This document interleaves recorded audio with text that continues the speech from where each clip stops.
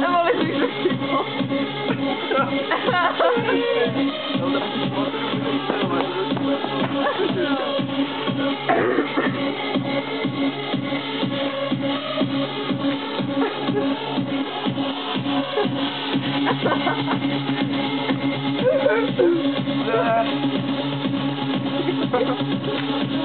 Ale to jako dobrý. Tak když jsi dělá trpíš. Jo. To líbí holky. Říkal jsem holky, Davide. A David, já.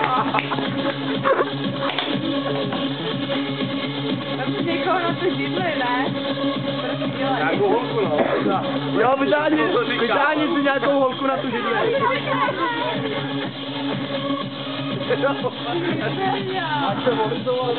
Ty bláho, tobě to jde, ty někde makáš, ne?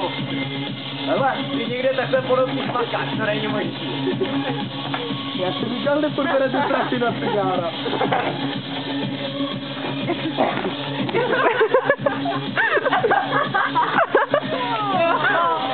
Výborně. Pojeď, pojeď!